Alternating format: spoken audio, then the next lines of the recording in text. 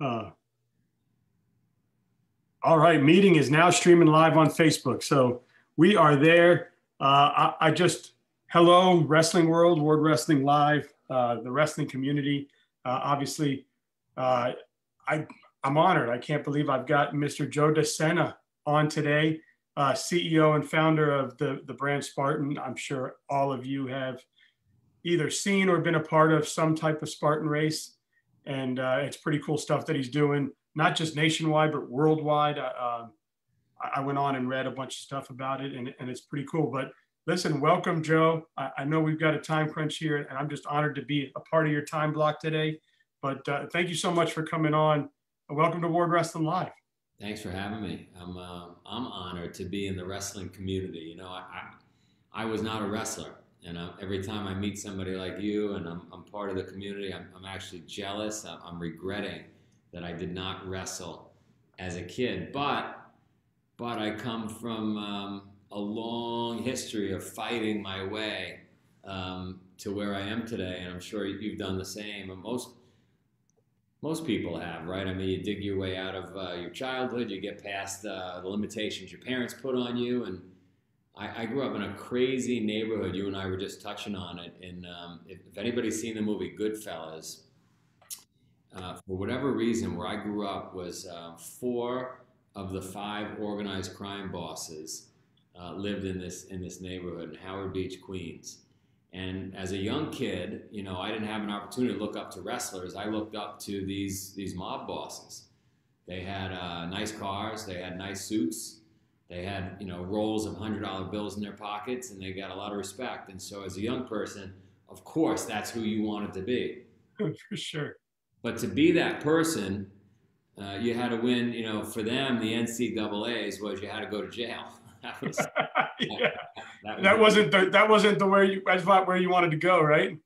Yeah, you had to do your time, and you had to, the question I kept asking myself, was I tough enough? Was I tough enough to play at that level? Because I wanted to be a peak performer, right? And my mom, you guys are like this. My mom found yoga and meditation and health food in the 1970s in this neighborhood somehow. And this guru that she met, this 75-year-old Indian guru, yogi, he decides to put on a running race not far from our house. That's a 3,100-mile run around a 1-mile loop. It still exists today. So you go around this park 3,100 times, right? At all? 50 or 60 days, about 7 or 8 people every year attempt to do it. So on the one hand, I'm seeing all these crazy people like in Goodfellas that are cracking skulls and going to jail and doing their thing. And on the other hand, my mom's meditating in the room, fasting, not eating. They're running 31. So both were tough in their own way, right? Very much like the wrestling community. So I guess deep down inside, like I understand cutting weight and fighting and all that stuff, even though I never learned what a double leg was or a single leg or a high cross. I didn't know any of that stuff until I had children. But anyway, my parents get divorced for obvious reasons, right? They're just not similar people. And my mom moves to Ithaca, New York. Ithaca is where Cornell and Ithaca College is. And I had no intention of going to college. Nobody from my family had ever gone to college. I just wanted to do my time in Ithaca, get through high school, and get back to the neighborhood. I was allowed to go visit my dad quite often as part of the divorce settlement they had. And when I'd go back, my father's neighbor, turned out to be the boss of the Bonanno crime family. And he says to me, I'm not even a teenager, he says, "Hey, Joe, I want you to come by the house on Saturday mornings and clean my swimming pool. I'm going to pay you $35. And so this was my big break. This was my chance. This was like getting a workout with Kyle Dake or Yanni. Yeah. Right? And so I go over to the house. I'm not even a teenager. I'm with my father for that weekend or that week or whatever. And he sits me down and he says, listen, he says, it's 8 o'clock. I told you to be here at 8 o'clock, but on time is late. When you show up, you always show up 15 minutes early minimum. On time is late. Number 2, you're going to clean the pool, but I want you to also clean the lawn furniture. I want you to straighten up the shed, even though I'm not paying you for that. And number 3, never ask for money. You know, and if you tied those lessons back to wrestling, it would be like, even when practice is over, what are you doing that's extra, right? How are you helping the coach? Maybe you should be cleaning the mats and going above and beyond. So I learned those 3 lessons that have stuck with me through my whole life from the most unlikely character, the boss, the big boss. He was the big boss in town. Anyway, I'm going back and forth between Ithaca and New York. I'm building this business. I do a good job for him. He gives me another guy's house to clean who was another boss, and then the underboss. And before you know it, by the time I was graduating high school, at that time I probably had 300 or 400 customers, all tough guys. And like yourself, I was a good salesman. I figured out how to, always do what I was supposed to do and take care of them and show up no matter how late it was or how cold it was, or if it was raining. I always showed up. I always got the job done. And then I was graduating high school, and my intention was to go run this business because I was in with all these guys. I was in with all the tough guys. I had this great business. There was no sense in going to college. I didn't really understand what college was. And a friend of mine says, listen, we should go to Cornell. And I was just about to graduate high school. My grades weren't that good. He said, my father's a professor at Cornell. He's going to get us in. And I understood that sentence because of the right? Like he's going to, we had a guy to get us in. We had a guy, yeah. Yeah. So anyway, we both suit up and we go on our interviews, and I'm waiting for the back door entrance to get into Cornell, and it turns out neither of us get accepted. Turns out he can't get it done. So that was that. I was going back to the neighborhood. I was running my business. And he says, wait, hold on. He says, my dad said we could take 3 classes each. We're not official students, but if we do well, we could then show the university that we could handle the course. So I thought that was interesting. I said, I'll tell you what. I said, when I go back to Queens this summer to run my business, I'm going to go to St. John's University. I'm going to take 2 classes. I'm going to tune up. I'm going to learn how to study. I'm going to get my grade, Plus, I don't want to be behind. Everybody else is going to be taking 5 classes. We're only going to be taking 3. At Cornell, which is a whole other level, right? A whole other level. For a guy, I didn't have good SAT scores. My grades weren't good. I couldn't have got into a college, let alone an Ivy League. So he says to me, and this is a key lesson for any young person listening to this. My friend says to me, why would we do that? If we know we have to buckle down in September, why wouldn't we party all summer? Big divergence there, right, on mindset. And so I decided to go to St. John's. He decided to go out to Vegas and party all summer. And we came back to Cornell that first semester. We took our 3 classes each. I kicked ass. I got 2 A's and a B, which for me, I might as well have landed on Mars. That was unbelievable. But I worked hard at it. And I reapplied, and they didn't accept me. And they didn't accept him. Because you can't go in that way. You can't take a back door, right? You should have been doing a good job in high school. And so he decides to move out to Vegas permanently.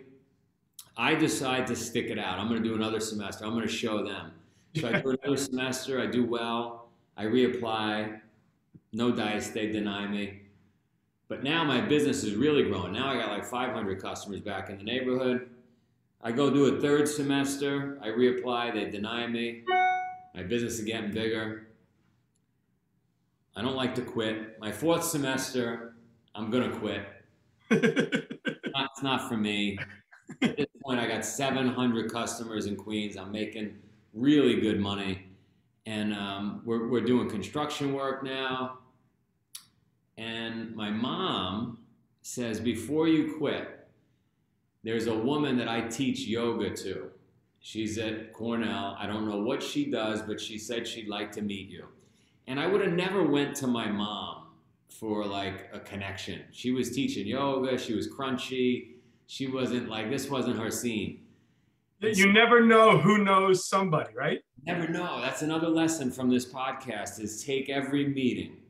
Take every meeting. Be nice to everybody. You never know. And I sit down with this woman, Professor Anita Racine, and she says to me, I see your grades are pretty good. I see you've done 4 semesters. You're a little behind on your credits because I was only allowed to take three classes a semester. She says, do you like textiles? The truth was I didn't know what a textile was. So she says, I run the textile department at Cornell in one of the schools, and we've got 92 women and no men. And we're looking for some men. And I said, I love textiles. Who wouldn't love textiles, right? So she accepted me. My mom got me into Cornell. She accepted me into the program. I graduated on time. Time I graduated, the business was doing really, really well. And that was my intention, to go run my business. But you never know. At Cornell, I met a guy who I properly visited. I always said hello to. I brought him a bottle of Sambuca. I did all the right things because he was a successful guy in Ithaca. And when I was graduating, he said, what are you doing? I said, I'm going to go run my business. He said, you're an idiot. You got to go to Wall Street. And he helped me sell my business and get to Wall Street over the next few years. And he really changed my life because all those guys went to jail or died or got killed or whatever. And so it would have been a tough business having customers that were dead or in jail. And he got you a good nut for it, right? That's right. And that nut got you to Vermont, and that nut got you to here, and now you run 14 Ironmans in 1 year, and now you've got this multi-million-dollar company, and just loving life, right? It's you make your own luck, right? You open your own doors. I try to teach my children. We have 4 children, and I really meant it. What I said. If you're a wrestler and you're listening to this, you can't imagine how valuable it is to stay a little late, help the coach out, clean up just go the extra step. Take every meeting, be friends with everybody. You want everybody to, don't forget, you are building a brand. The same way I built Spartan as a brand, you are building a brand of yourself. And you want your brand to be, not only is that kid tough, not only does that kid pin people, but that kid goes above and beyond. He's nice, he works hard, or she works hard. That's what you want your brand to be. And you can't lose when you have a brand like that. Can't lose. And you never know. Now, we have all seen the Spartan races. We all know that brand. It's everywhere, right? And we've done a phenomenal job with it. But now we go full circle and you're doing the wrestling tournament? Like that, where people like, hey, where'd this come from? Yeah, so the reason wrestling came about, funny enough, was I moved to a farm, and we have 4 children, and I was watching Kill Bill with Uma Thurman, and she was training with her Kung Fu master in the movie, and I asked my wife, I said, we should get a Kung Fu master to live with us.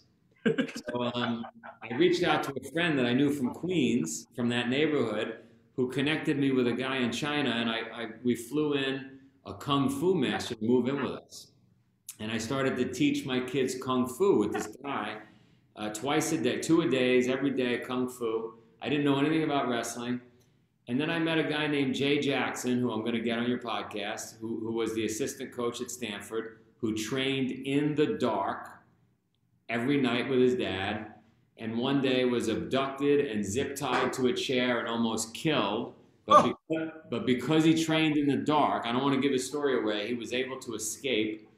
And I heard the story and I said, fuck Kung Fu, I'm getting the kids into wrestling. And so now you fly in a wrestling guy to live in your house. Yeah, so then I met Andy Rovac, Olympian, and these other wrestlers, and somebody introduced me to Rob Cole at Cornell, who I should have known when I was at Cornell, but I didn't. And then Rob and I became good friends. And then Cornell built a Spartan combat building at Cornell University. And so we're in wrestling. We got into wrestling because, listen, it's the original Olympic sport. I love putting people in the mud and crawling on the barbed wire and crawling over, but like going out on the mat and having your friends and family watching, win or lose, is the ultimate obstacle course. And so I said, I go to all these tournaments for our children, for my boys, and I think we should put on a tournament. We should invite all the recruiters. We should go above and beyond and make this like an unbelievable tournament for the kids.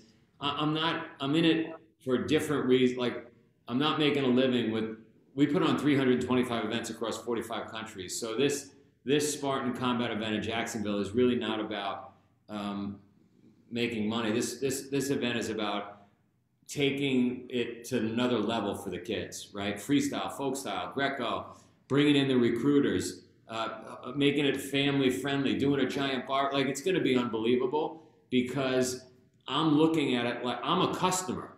I show up to these things, but and they're not always frictionless. A lot of these events are tough. So I want to make this like an unbelievable experience for the kids, the parents, and yeah, and it's cool. I mean, I was going through it, and for anyone who doesn't know, you can see it behind me. I kind of put it up here. You can see it on my post. When I get off, I'll add a better comment up top, a better title, so people know what we talked about. Because obviously the viewership comes after, live you get here and there. But you're having the men and women. You're doing duels, so you're going to have dual teams there. Beach wrestling, which is going to be an Olympic sport starting next Olympics, I think they said. Folk style, freestyle, Greco. Not only that, but you're going from, I think it's like 8 and under all the way through 18 and under. So you're having all ages, all weight brackets, all genders. Weigh-ins, I think I saw there's weigh-ins daily. Is that, if a kid is only doing folk style, do they only weigh in once for folk style, or is it every day for folk style? I'm gonna hand that question off to I call them race directors at Spartan, but event director in this case, because I would like it, and you would like it, for our children to weigh in early for the whole weekend. Right. That's what we would like. Yes. I got to see what's not going to upset the entire wrestling community. Sure. So I'm also not a big fan of kids cutting tons of weight. I'm sure you're not either, but the reality is sometimes you have to. So I got to kind of balance making sure kids aren't tortured the entire weekend with also making it fair. And it looks, go to SpartanCombat.com. I have the link on my page. I'll post the link in the comments here also. But go there and check it out. They've got a great graph of everything. They've got all the information on all 4 days. They've got pretty cool Spartan gear you can buy, wrestling gear, singlets, hoodies, all the stuff kids love. But go and check it out. Also, there's hotel accommodations. It looks like you guys and your team have set that up as well. Yeah, so far, the toughest team, my understanding of the toughest teams, the Shuts, the Kongs, go down the list, have all committed. And we got a little rivalry going, which is always fun. We're working with Team Shut to give them a Godzilla logo on their singlets, because Kong's got King Kong, and we're gonna see. And I've heard you've been working with CFWA. You talked to Palazzo down there, another top team in our country. And Wrestle Like a Girl's bringing a ton. We're gonna have a whole female division. It's basically like a wrestling festival. I'm gonna go above and beyond. I promise you never saw anything like this, because I'm a crazy person. If depending on the Olympics and schedules, you'll see Yanni, you'll see Dake, you'll see Vito, you'll see people down there, you'll see a ton of recruiters. It's gonna be awesome. I can't wait. I know my 15-year-old will definitely be there. I don't know if the 12-year-old will be going or not yet. That's up to his big brother. His brother takes him along with him. But yeah, I know that he wants to go. I know he'll probably go with his club team. Before I even heard about it through CFWA, Daniel must have seen something on like Flow or something that got posted, and he sent it to me. He's like, get me on the pre-registration list. So I did that, but I'm sure, I believe Coach Palazzo had said he's going to put teams together for your event. Palazzo said he's winning it. I don't even know. We got a gorilla, King Kong. We got a Godzilla. What do we give Palazzo for a logo? An alligator. Oh, I had his shirt on yesterday, but yeah, I don't know. You got to get him something, but Like a muscular alligator or something. yeah, like a big alligator up top. I would go ibis just because I'm not a gator fan. I got an ibis on my for the U, but yeah, I know he just won the Arizona event out there. They had a big dual event out in Arizona, and his team took it. So good for them. But just a great family that runs it, coaching staff. He's awesome. He's awesome, and that facility he has unbelievable. Yeah, yeah. You guys going to come down there and do some stuff? We'll do some stuff down there. I'd love to do a road trip, bring the guys down and hit a bunch of spots. All coming down to the tournament. So that's cool. So these kids are gonna be allowed to meet some of their legends, some of these heroes that they look up to at your event. You're gonna have all those guys there, huh? Yeah, I'm gonna bring in a ton of people because at the end of the day, although Yanni and Vito and Gabe Dean and David Taylor and all they're all unbelievable, it's really about the kids because you got to feed the next generation. So bringing those two groups together, I think, helps the whole sport. And how far do you want to take the wrestling thing? Is it going to be one big national tournament a year? Or are you going to start to do monthly stuff, annual stuff? I'll leave it at this. I'm a crazy person. You saw one Spartan race turned into 325 events across 45 countries. I wouldn't be surprised if this just takes on a life of its own. I love it. I can't wait to experience it. I can't wait to be there. Man, before you leave, you have put out a couple books, but one big thing that I think the kids need to learn is you have these Spartan principles and these Spartan leadership forums. How can people kind of get involved in that? How can they get your books? How can someone get some of that Joe DeSena? Yeah. Just send me an email. I answer almost every email. Joe@Spartan.com. Make the email short. Or follow me on Instagram, however you do that. I don't even know, at Real Joe DeSena. But send me an email. Again, it's not about the money. I'll send you a book. I'll send you advice. I'll send you to the farm. We got a farm up in Vermont. My whole goal in life is to help people. So as long as you don't write me a really long email, just tell me what you need. I'm happy to help. Because you don't want to read the whole thing, right? I can't have time. The ADD kicks in, right? Yeah. Yeah, I love it. Well, hey, I'd love to do it again sometime. Maybe during the Spartan event, I'll come up there and we can do a show right from your event. You could do a bunch of shows from the event. You could sit there and do a bunch of shows, and you could, but you got to bring that couch. I want that couch at this one. All right, I'm putting it in the truck. Yeah. I'm gonna put my Ward Wrestling Live banner, and we'll come up and we'll set it all up. We'll have a whole thing. Like you'll have your own studio. I love it. I'm down. That'd be great. All right, man. Thanks. I hope we can keep in touch. I hope this is. We'll set up a studio for you and like a little barbecue going 24 hours a day. It's gonna be awesome. I love it. I like to eat, so I'm down. You guys can all do the hard work, and I'll just talk to everybody and eat. You're awesome. Thank you, sir. You have a great day. You too.